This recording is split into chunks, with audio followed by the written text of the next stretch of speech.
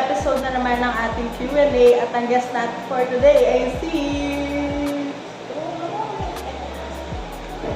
Ray!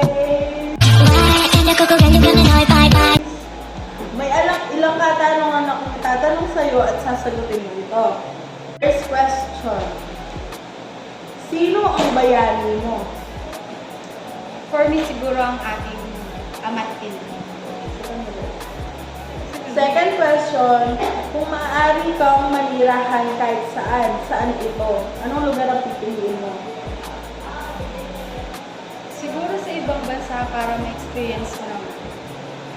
Third question, ano ang iyong pinakamalaking takot sa buong buhay mo? Yung mawala yung mga magulang. Fourth, ano ang paborito mong bakasyon ng pamilya? Bakasyon.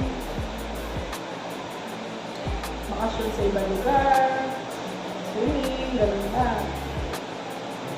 Siguro yung outing namin paglinggo.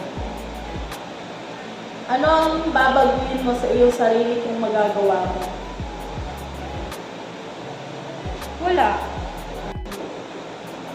Ano ang iyong pinagmamalaking tagumpay? Sa ngayon, wala pa kasi hindi pa ako makakatapos ng pag-aaral.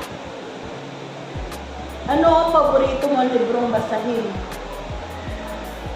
Wala kasi hindi ako mahilig magbasa ng libro. Kung maaari mong piliin na gawin ang anumang bagay para sa isang araw, ano ito?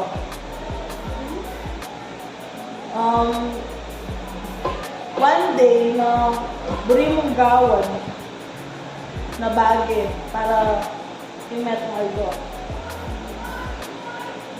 Ano? Alin ang mas gugustuhin mong gawin? Maghugas ng pinggan, maglinis ng banyo, o mag-vacuum ng bahay? Mag-vacuum. Ano ang kakantahin mo sa karaoke night? Ang buhay ko.